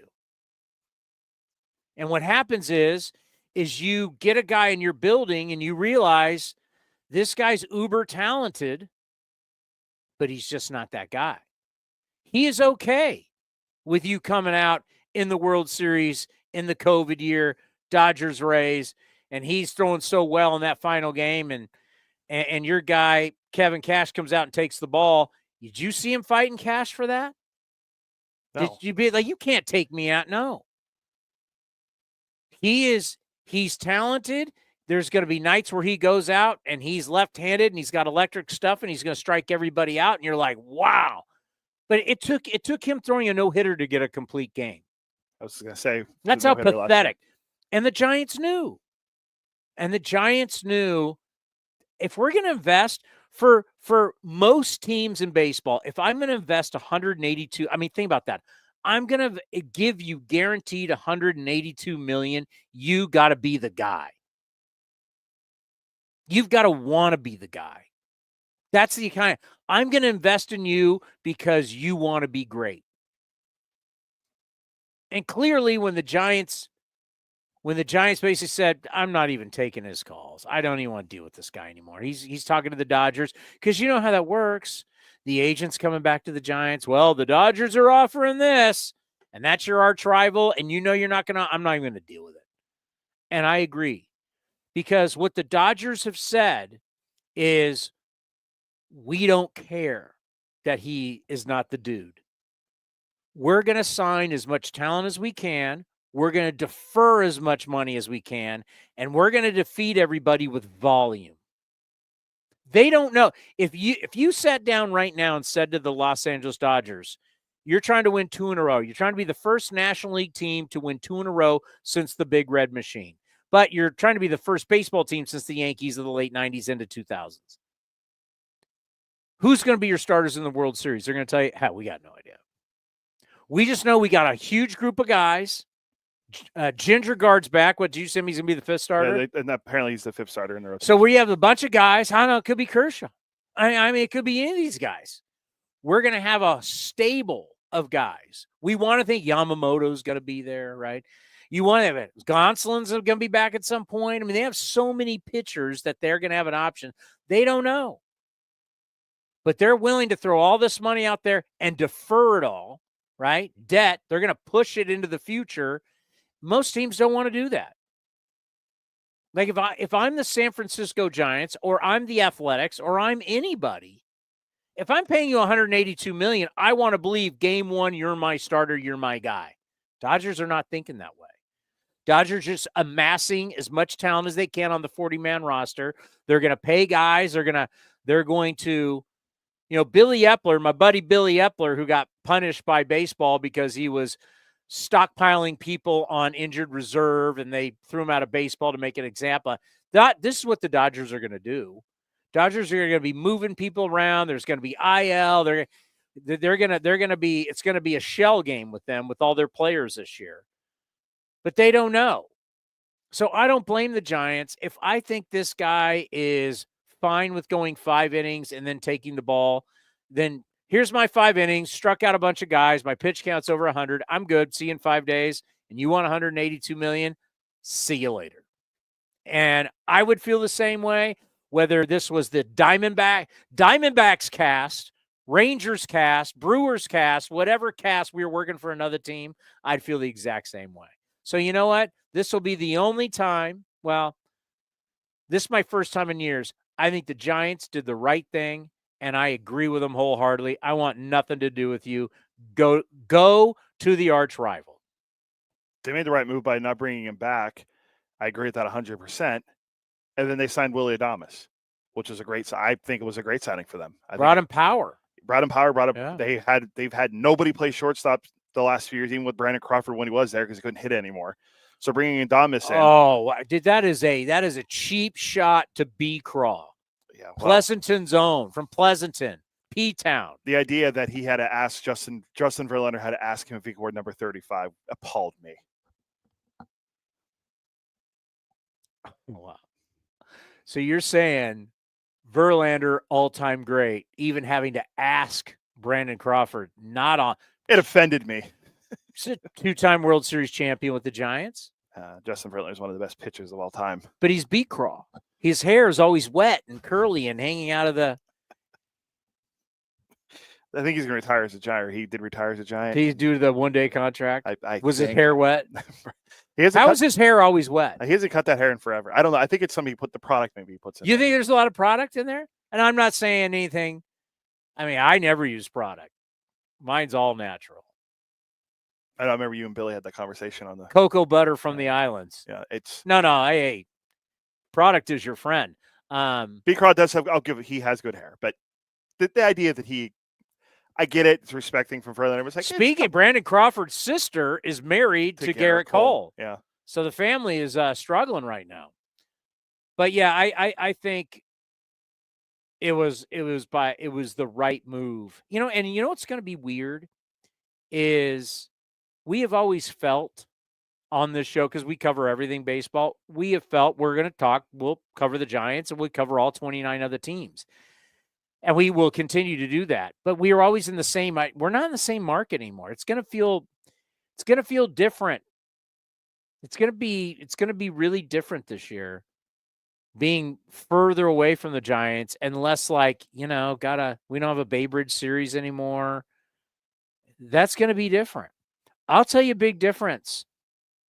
I said this while we were in Las Vegas to multiple people. Mark the tape. March 11th, mark the tape. Wait till you see the difference in the television coverage. On NBC, we're both connected, NBC Bay Area, NBC Sports California. You're going to be watching Giants games. You're going to flip on, Giants. There's going to be people in winter gear like they're at Lambeau Field. They're going to be in jackets and beanies and scarves, and it's San Francisco, and it's summertime, and you're cold, and it's nighttime, and it's freezing, and the ball goes in, and Kruko's going to say, hey, bring a glove. And you're going to people are freezing. And then you're going to flip over to Sacramento, and everybody's going to be in T-shirts and shorts. It's summertime. It's baseball. You're going to see a dramatic difference in what San Francisco and how everybody else is in the summertime. Because whenever you watch baseball, unless you have the where you grew up, Pittsburgh, unless you got humidity, but it's hot rain. It's not cold rain. It's hot rain. Unless you're getting that humidity in the Northeast or the Southeast where they have rain. Everybody at the games, it's summertime. You're in T-shirts, polos, shorts. You're enjoying it summertime. Not in San Francisco. You're going to be watching Giant games, and everybody's cold, and you're going to flip over to our games. Everybody's going to have beers, and it's going to be T-shirts, and it's going to be, this is great. I can't. Now, we will talk about it because we're going to be in Sacramento. The Bay Area people will ignore this, but it's going to be, hey, how's that scarf in the summertime? I went to a game, I think it was last year. We used to freeze in Oakland at the start of the year. You'd freeze. It was so cold. The sun would go down. We'd be sitting on the field. We'd be doing the show. The sun would go down, and then all of a sudden it's like, oh, boy. Well, I remember the flags are going like this. I mean, I've paid attention to the flags over the years, especially when I worked games for the Raiders, and we'd looking at flags for field goals and stuff. I mean, the wind just whipping in the Coliseum throughout the game, freezing at night. No more. I'm not afraid of the heat, by the way. I don't know about you, but I grew up in heat. I live in San Jose, California, where yes, we get a full period of time of well over 100 degrees. I love me some heat. I grew up right next to San Diego State, even though it was like 10 minutes to the beach. Once you get inland, it gets hot. It gets hot. I grew up where it's 100 degrees. I'm all in. I don't care if it's 105. Not a big deal. Trust me. We have a bunch of days off in the summertime in Sacramento. You know what I'm going to be doing? I'll be out in that heat playing golf. Not afraid. I like heat. You know what I don't like? I don't like freezing my butt off. I'm not going to miss that at all. But first part of Sacramento, by the way, at night when we're doing the show will be cold. I'm hearing. It's cold right now here. That's what our sources have told us. Yeah, it was pretty nice down in Arizona. It was 75 degrees and warm. Yeah. And then at night, did I tell you a couple of nights I walked around because we were at the Omni in Tempe. We were literally almost on the campus of ASU. You're on the same block. So I'm assuming when they have Parents Weekend, that's where all the parents stay.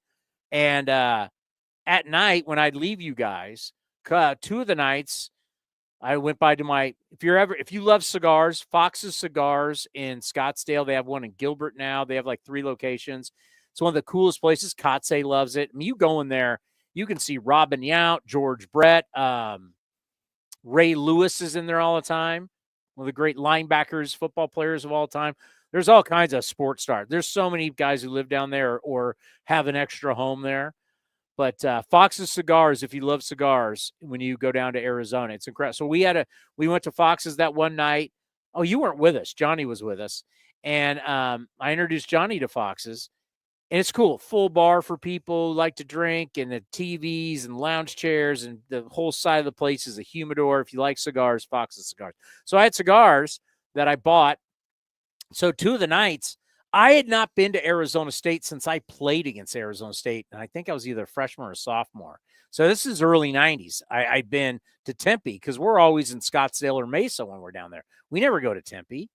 This is the first time same. I hadn't been to Tempe since the early 90s. So I actually would light up a cigar. I didn't realize it was a smoke-free campus. Oops. But 2 nights, I walked all around it. Beautiful. Arizona State's campus is beautiful. So if you ever get a chance, if you're going to go to school there, my God, it looks like a great place. All right, JJ Bleday, do we have time? We better hurry. 7 minutes. So JJ Bleday, center fielder for your Athletics right here on A's Cast Live. Favorites here on A's Cast. Love talking about him. Your everyday center fielder, JJ Bleday, with us. And that's nice to say, right? Because now, like, you're coming into this spring, like, it is your job. What is that like, kind of more of a veteran player feel to you now? It feels good, man. It feels good coming back and having that mindset of, it's mine to lose. And it's just like, I don't know, it just feels like, I'm not the only one, and there's other guys where we feel like we're in like a fit group to where we got a lot of guys coming back. And that's, I think that's going to set us up really good for the year. Yeah, you talk about when you let young players play, and some organizations fear that. But when you let young guys, it's just not how you mesh on the field. It's what you do in the clubhouse. It's on the plane. It's on the buses. It's in the hotels. You become a unit together as you grow up together. Mm-hmm. Is there really that feel when you think of a lot of the young players? You're going to add some veteran guys, but the young players, you've kind of grown up in the big leagues now together. Absolutely. I mean, we've been through a lot. I got here in 23. And, it wasn't the best of times, but I think the growing pains of going through that with the young guys and some of the older guys, like even like Rook, and he had a tremendous year that year and then this past year. And I think those growing pains just are going to keep setting us up and keep getting us better and better. And having some additions this year with, Severino, Urshela, and Springs and all those guys, I think it's going to turn out really well. You're a great example of a primetime talent who needed a change. Mm-hmm. But you also had to change your game. You kind of changed your swing. You went about a different approach. So some people think you just need a change, but you did. You needed a change of venue, but you also worked a lot on your game. Talk about the change coming to the Athletics, and talk about how you kind of changed. You changed your swing to be more successful. Yeah, I think coming from Miami to here, I thought the coaching here was more detailed oriented in terms of approaches, what you should be doing. Hey, here's what you're good at. Let's keep honing in on this. And, Bushy and Aldretti and all these guys, they do a good job at, hey, like, let's start doing this approach and utilizing the other part of the field. And that's been a part of my game that's translated and gotten better. And along with that, obviously, like, getting new change of scenery, it's huge, just being fresh. But mechanically and all that, just simplifying some things. So like lessening up head movement, getting rid of a big leg kick. It's very powerful and all that, but it's not consistent. And here in the big leagues, it's all about consistency.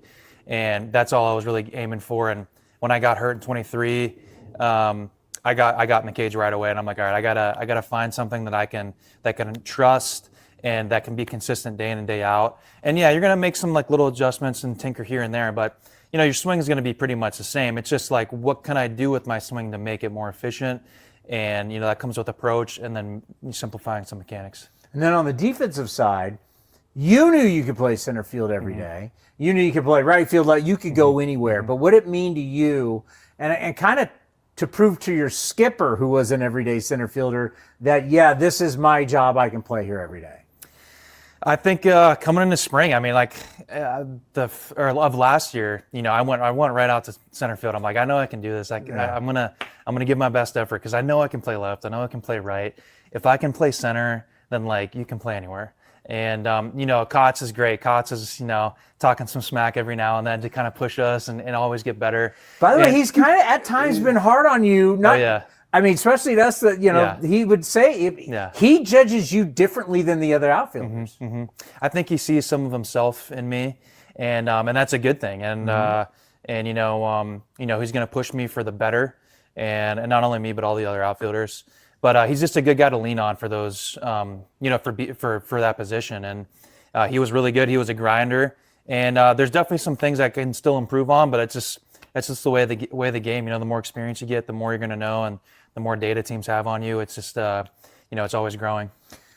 To me, these signings, we had one today. You guys were a part of it with your manager getting the extension. Obviously, I know Rooker, what he's meant to a lot of you guys, his extension. Severino is a free agent. I mean, you're kind of in that next line of guys they're going to want to sign. What did that mean to you to see these signings, for you to think about your future with this organization? I think it's awesome. I think it's awesome for the org in terms of you can tell they want to win, and you can tell they want to keep these guys like Rooker, who has been a huge part of our lineup these past 2 years. And that gives confidence in us to go out and play and go out and want to win. And signing guys like Severino, who had an awesome season last year, Springs, Urshela, and now we got Luis Urias. And so I just think it just gives us confidence, and they want us to win. They're spending money, and there's potential like, hey, do you want to play here for the rest of your career? Do you want to keep doing this? And it's just that's just like a day by day thing. But I just think it sets us up for the season in terms of we have a possibility of making a postseason, doing some special things. How was the off season? What'd you do? What were the big things going on in the off season? Big thing was I got married, so that was a blast. I had a lot of these A's guys there at the wedding, and which is another thing. It's like, who would have thought I would have A's at my wedding? And it's just like, it's such a cool experience, just the relationships being here and all that. Like if you looked at college to where you got drafted, no one would ever put A's on that bingo board right there. It's crazy. And I'm blessed to be here. Yeah. But it was a fun time. My wife and I, went down to West Palm Beach for a honeymoon and all that. And it's been a good off season. Well, I remember the first time I saw you play here, and you hit the ball off the batter's eye, and you got this triple. And I went, in the park homer. Was that in the Empire? And I remember going, that's first round talent. Yeah. I mean, I remember seeing it, and I'm like, this is why this guy needs to play every single day. It's been a blessing. It's been a blessing for you to come to this organization. Absolutely. Playing every day, being valued, getting opportunity. I'm just looking forward to this year, and been very blessed with what's happened so far. We're big fans here on A's Cast. His mom watches the program. My mom and my brother-in-law Jimmy, he watches it a lot too. Yeah, I love it. Absolutely love it. We love when the family watches. But stay healthy. Thank you. This is going to be another big year for you, and hopefully it's a year that will lead to things where you'll be here for a long time. Absolutely, I'm all for it. All right, you be Thanks, well. Towny. Appreciate it. A's center fielder. JJ Bleday's mom watches the show, then she knows I'm a huge fan. Marty Lurie, Bay Area Radio Hall of Famer, next right here, A's Cast Live. The time is now. Pitchers and catchers have officially reported to Arizona. Grab your sunglasses, A's gear, and get ready for some fun in the sun as the Athletics get ready for the 2025 season. Now's the time to make plans to catch us in Mesa, Arizona, and enjoy the sunshine of your family and friends. Grab your tickets early for the best seats at the lowest prices as your green and gold take on the Giants, Padres, Dodgers, Angels, and more at Ho-Ho-Cam Stadium. Don't wait. Get your tickets at athletics.com/spring. That's athletics.com/spring.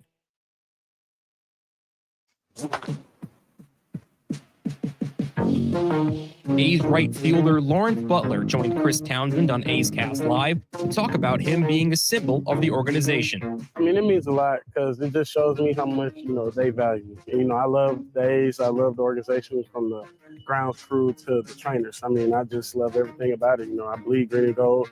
And, for them to just acknowledge me as that, and everybody just to keep telling me, keep going, and all the coaches coming back from the minor leagues, I'm seeing them and stuff like that. It means a lot because, shows the hard work that I put in and they put in, with me. So, it means a lot to me. You can watch the full interview at youtube.com/athletics or listen at athletics.com/A'sCast.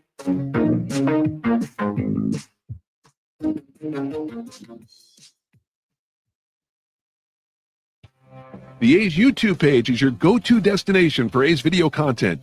Get access to great highlights, exclusive behind-the-scenes content, classic games, A's Cast Live, and more. Visit youtube.com/athletics.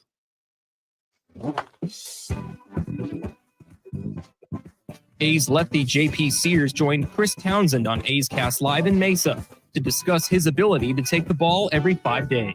I think that's one of the main things you try and do as a starting pitcher is your availability, and it kind of comes with having a good routine and sticking to routine and kind of learning what works for you and what doesn't work for you. So I've been proud of being able to do that the past couple of years, and looking to do that again this year. But obviously there's always things we want to get better at, and there's ways I feel like I can help this team out a lot more than I have in the past. And so I've done a pretty good job, I feel like, of getting a lot of quantity, a lot of innings the last couple of years, but just want to sharpen up those outings that you're talking about. The rough ones are the ones that kind of can go either way. Those are really the big season definers there and team definers. You can watch the full interview at youtube.com/athletics or listen at athletics.com/A'sCast.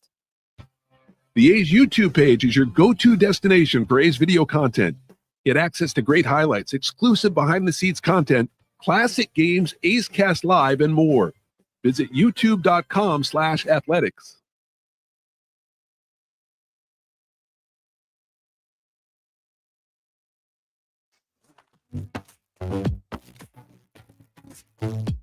A's Cast Live continues from the studio. Here's Chris Townsend.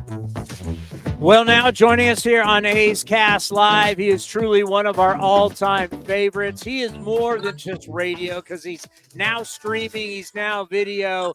He is a Bay Area Radio Hall of Famer. He's straight greatness. Marty Lurie, how are you, my friend? Doing great, Chris. It's great to see you. I'm glad to see A's and Giants tonight. And that means the baseball season's coming up, and you never know where it's going to go, but I'll guarantee you it's going to be a great story. We talk so much with you about all of baseball and especially the history of baseball because you're a historian. To see Gerrit Cole go down, it is just shaking up everything. All of a sudden, the Yankees are no longer not even the favorites in the American League. They're no longer favorites in their own division. The American League, I mean, you think about how many players go down and all of a sudden it changes the entire league, Marty. Yeah, this is definitely more wide open. It really is. And you look, Tampa, the Orioles, Toronto, the bullpen. Look, the Tigers basically have the same team that flew in the playoffs last year, and the way they handled their pitching, and they've had Jack Flaherty. The Central is not a pushover anymore. Believe me, you got to deal with it. And now all of a sudden, you got Seattle. Are they going to hit? You got Kirby who's hurt. Texas has struggled down here. The A's are playing the usual good ball down here. It's fun. I think we're in for a good season. National League is very similar. There's probably 10 teams for the 6 spots, and the Giants are probably 9th or 10th on that list. So, you never know what's going to happen in the baseball season, but I think that's where we are right now. Injuries are the whole story.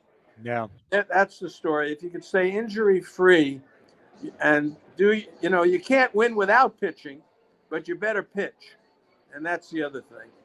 You're adored by both fan bases. Obviously, all those years you were on before A's games, now all these years on before Giants games.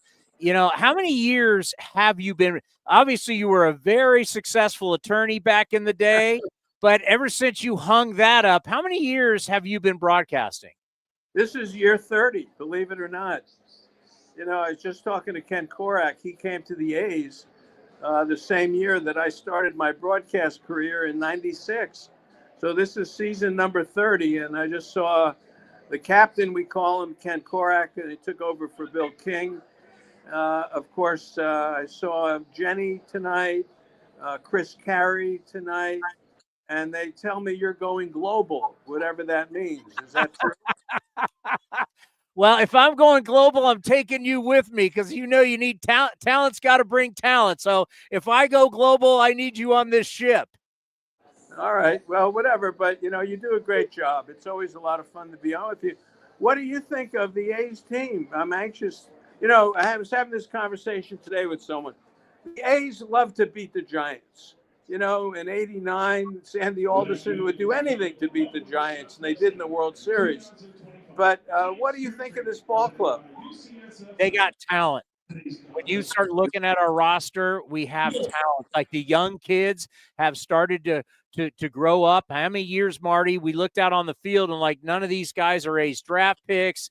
It was Billy Bean wheeling and dealing and trading and getting all these guys and signing all these guys, and you didn't know who they are. There are a lot of players on that field. I haven't seen the lineup tonight, but when the A's break camp and go to Sacramento, you got a lot of guys on the roster who are first-round picks. There is athleticism, there's talent, there's power, defense is far better. Everything, how you win baseball games. We worry so much about home runs, but when you think about defense, you think about base running and all the little things you have to do. This is a team that's growing up in front of our eyes. They're going to be very competitive this year. And, the A's have starting pitching. You know, Chris, I'm in the press box here, and they're announcing a whole bunch of stuff. But I heard you say you didn't see the lineup. Let me tell you the Giants lineup for a second tonight. They're facing a lefty. And what Bo Mel has done here over the last week, he's playing his opening day lineup just about every day now, which for me is a little unusual. You know, you want to rest those legs in spring training. But he's got Ramos leading off against the lefty. And this is the big question, who's going to lead off against the lefty? You're familiar with Willie Adames, and he's at short. Jung-Hoo Lee is hitting third. Matt Chapman's having a great spring. We love him. Wilmer Flores, Lamont Wade, Patrick Bailey, Fitzgerald, and Yastrzemski. So you're going to see, and Verlander's pitching tonight, you're going to see pretty much an opening day lineup for the Giants. All right, a couple of questions on that. So Lee only played about 37 games last year. Didn't show a lot of pop. He's extremely athletic. I guess he would be like coming back, adding like a free agent. What do you expect from Lee? Well, I love the way he plays. I'm not thrilled with him as a number 3 hitter. You want a number 3 hitter who can do a lot of damage. Yeah. He's a bat-to-ball guy. He hits a lot of balls on the ground. He's a very exciting player. He's fun. He laughs. But I'd love to see him just in that leadoff spot and leave him there. I think they're asking a lot for him to hit third. But the difference in the Giants, they're hit a ton of home runs down here. But they are trying to be the Giants of the Go-Go White Sox or something like that. They're trying to hit and run, steal bases, take advantage of some speed that they may have. And this is very different for the Giants. Bob Melvin with Buster Posey, they're not going to sit back and wait for a 3-run homer. The one thing I'm impressed with is the type of baseball they're playing. They're not walking anybody. And when you get a runner on third with less than 2 out, they're getting him in. And I think that's the key for me. You know, spring training is funny. You know, you could go 23-6, and, you know, terrible things can happen to you during the season. You can go 6-23 and win your division. But it's the way you play down here is what I like. And what I'm seeing with the Giants is the way they're playing the game. I like that part of it. Wins and losses don't matter, but they look like a better team with Posey at the helm. It just looks better to me. I think Bob Melvin is much more relaxed. Well, you think about how do you win games when you don't hit home runs? And it is the little things. You've got to be able to do the little things if you're not going to hit dingers. You bring up Buster Posey. I mean, it was just like 3 years ago he was still playing. Just talk about the change and what you're seeing. And usually you have to become a general manager before you get a position like his. But he's been vaulted right to the top spot. What are you seeing with Buster Posey, who not long ago was still playing? Yeah, it's a good challenge for him. I think he's bringing an attitude of baseball where analytics was a big part of the regime under Farhan. It's not quite as dramatic here. He's brought in a lot of former Giants, to be part of the camp, and that's been very positive. I think Bo Mel is much more relaxed. I think Matt Williams is more relaxed. I think the team is more relaxed. I just think they're playing better ball. Now, is it because of Posey? he didn't do much over the winter. You know, he got Verlander in and he got Adames in. They needed a shortstop, but he didn't do anything else. So I think he's really trying to figure out what he's got. And he's a very cautious man. And I'm anxious to see how he does during the season, because if they're not in it, you got to make moves. If you are in it, you got to make moves. And so far, I told Zach Minozzi, and I said, look, when you make a trade, would you call me and let me know? I said, you know, I'd like to, you know, at least announce something. But we'll see what they do at the end of spring training. But he does bring a baseball attitude, and it's noticeably different in the ballpark. If they're going to make a move, they should call you, just not to what the move's going to be. They should call you and ask your opinion. Well, I mean, John Heyman is here. You know, can I be the guy who says it first? I said to Zach, I want to be Jeff Passan just for one day. I want to be able to say it, you know, what your move is. So maybe when you get to the end of spring training, they need a left-handed reliever. We'll see if they come up with something. I did talk to Lou Trevino tonight, and he's a great guy. The captain, Ken Korak, told me, go talk to this guy, and I did tonight. And he loves you guys. He loved his time with the A's, and he's healthy. And I'll ask you that. What should I expect out of Trevino? He's a phenomenal interview. He's a great person.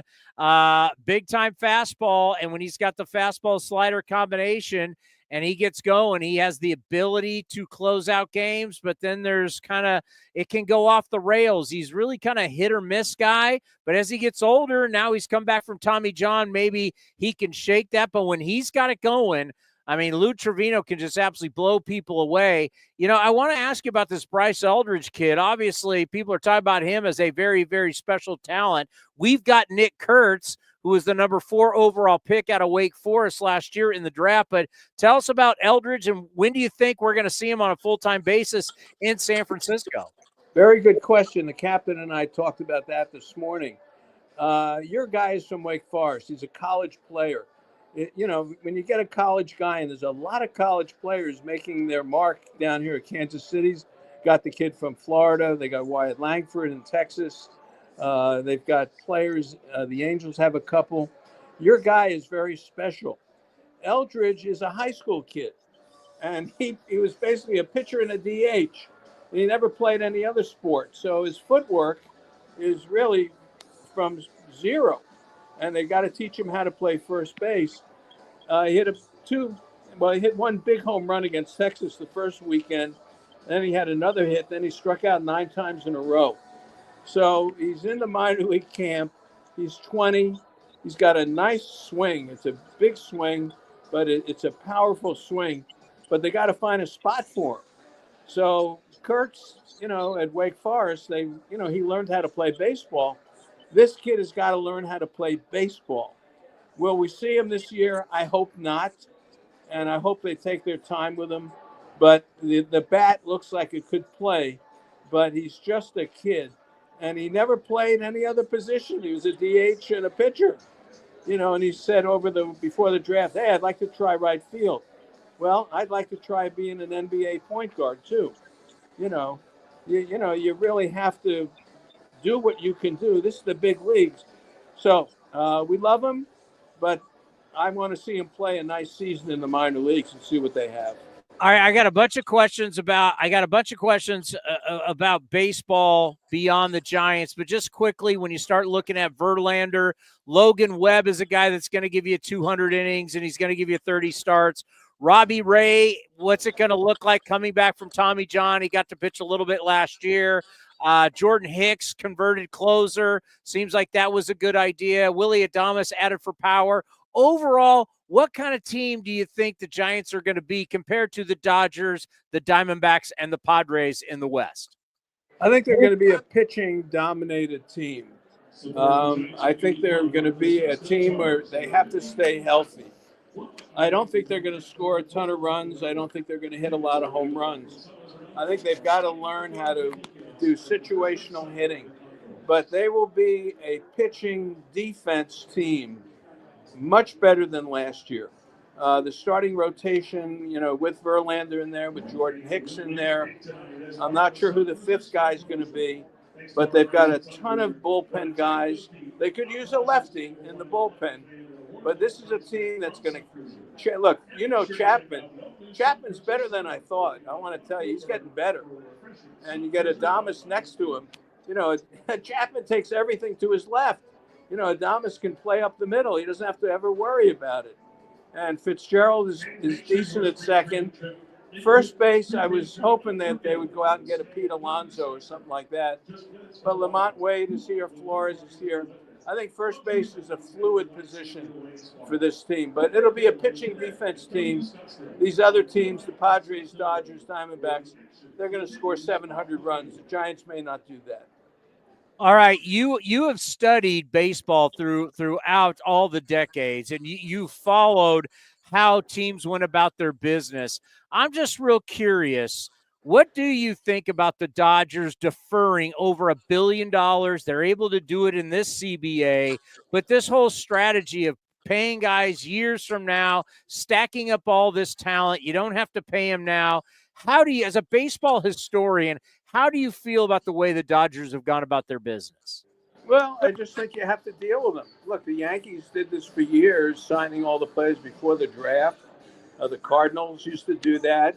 It's the way baseball is. And if you have enough cash where you can defer it and not worry about selling the team and selling a lot of debt and stuff like that, then why not try to do it? So I think if the Dodgers can get away with it, it's fine. Baseball doesn't like it, and that's going to be the issue with the new collective bargaining agreement. So I think we will see it change there. There's going to be a couple of changes. I think we're going to see a floor where teams are going to have to spend X amount of dollars. We're never going to see a salary cap. And I just think teams, if they can defer money, that baseball will then have a percentage of your payroll that can be deferred. And that's the way they'll deal with it and try to limit the deferred money. But the Yankees don't want to share their money with Kansas City. Boston doesn't want to share their money with you guys. And that's the way baseball is. They have a salary cap right now. The first 3 years, they know what a player is going to make. In the arbitration years, they know what a player could get. It's not going to break the bank. The best guy is going to get $30 million. So they know for 6 years they got control. Now, when you get to free agency, only a handful get the big, tremendous contracts. That's it. And everyone else has to fight for a job now. If you're 30 or 31 years old, you may not get a job. So baseball is never going to go for the salary cap. They don't need it. And the players are never going to go for one. They just have to make sure that the team pays you on a floor and you don't have a payroll of 40 or 50 or 60 million. But that salary cap, they got it now. They don't need it, and they're not sharing the money with other teams. All right, let's end on this. I know I've asked you in the past. I mean, people need to know that you have interviewed everybody in our game. I mean, a lot of players who no longer play today, but you, through the years, if they came through the Bay Area, you interviewed them. Have you thought about, are you going to archive all these interviews, a place like a library we all could go listen to these wonderful interviews? Is that in the process, or are you thinking about doing that in the future? Yeah, we're talking about it. River Islands is one of my sponsors, and they've got a high school, they've got football field, soccer field, baseball field, and they have a beautiful pre-planned community. Del Webb is part of it as well.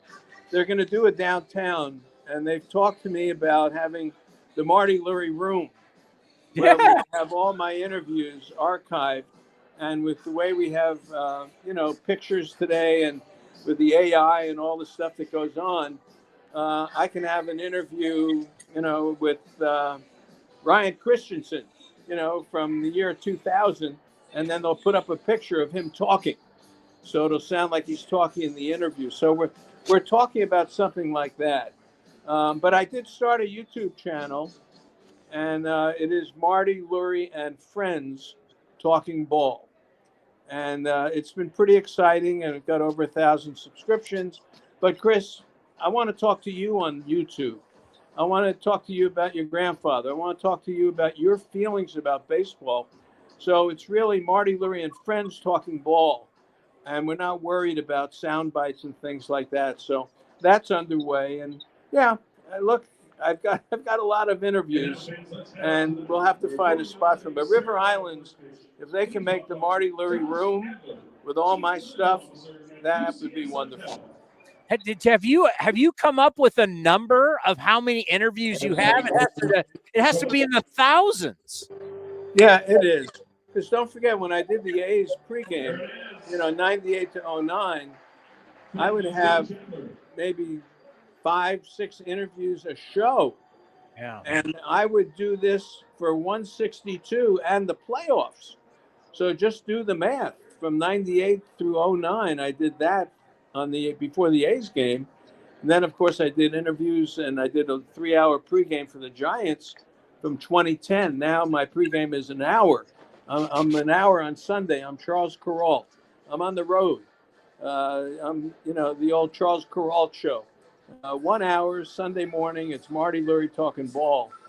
So when you add it all up, when you add the numbers up, I've probably done, I think, close to 10,000.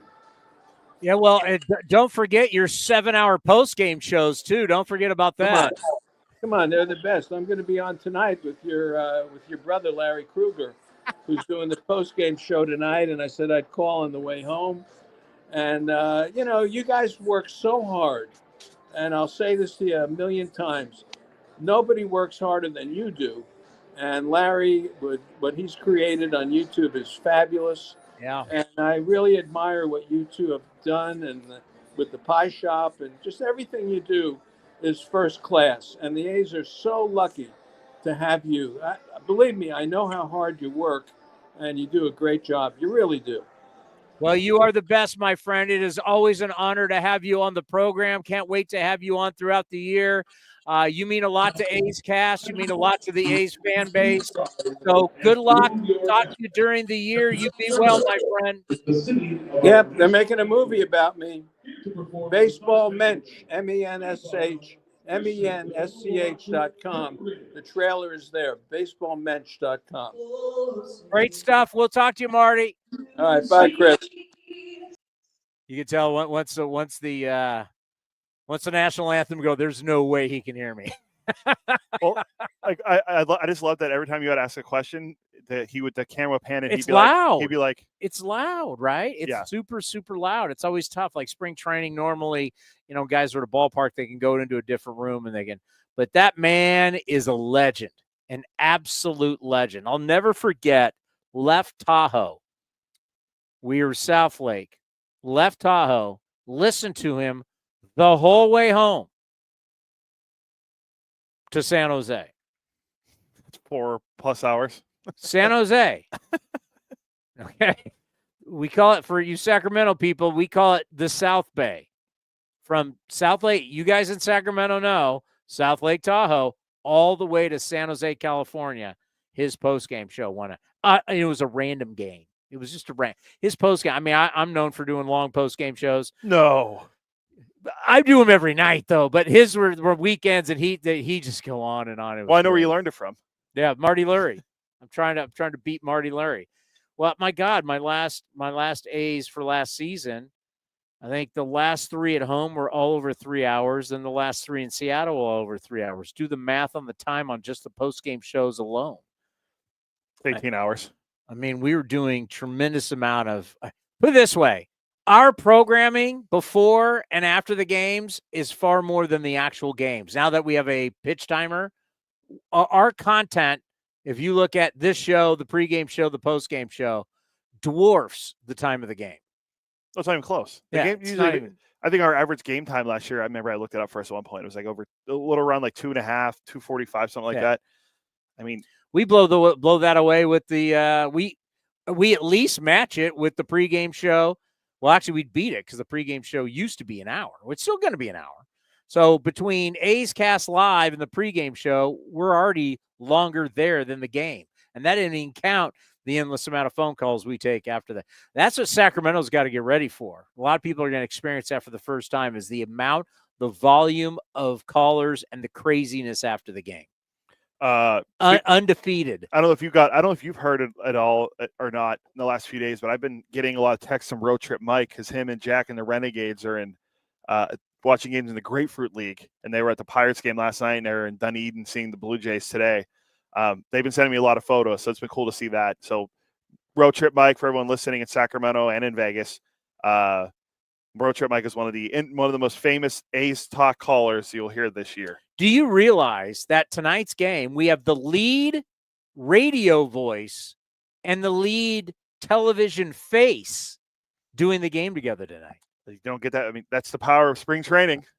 I mean, when do you get that? And then tomorrow you got Jenny and Dallas on TV for NBC Sports California. Yeah, it's our one game, right? Yeah. So we're actually going to play Jenny Kavnar tomorrow on A's Cast Live. The conversation that I did with her, which I think was fabulous, to talk about her being a pioneer and what she means, to a lot of young girls out there, you know. And it means a lot to me, obviously, as I have two girls, and just for young girls to see, hey, I could do that. She's a pioneer, and you'll hear my conversation with Jenny Kavnar tomorrow right here on A's Cast Live. So, yeah, the lead voice of the A's, Ken Korak, and on television, we call him the lead face, Jenny Kavnar. Together, the two leads are giving you the game next. It's the Giants and the A's. Tomorrow, we are back to regular programming. What time? 11. We're back at 11? 11, yeah. So, Jenny and who else tomorrow? We can replay our interview with Zach Geloff, I was thinking, but we're playing the D-backs, and we were thinking about, hey, we can preview teams that we're only playing once a year. I was thinking with the Diamondbacks. We don't play them until August, so I'm thinking Luis Gonzalez maybe tomorrow. Oh, Gonzo? You going to be able to get Gonzo? I'll text him after the show's over. All righty. A's and Giants next, right here on A's Cast Live, and we'll see you tomorrow at 11 a.m. Single game tickets are now on sale for the 2025 season.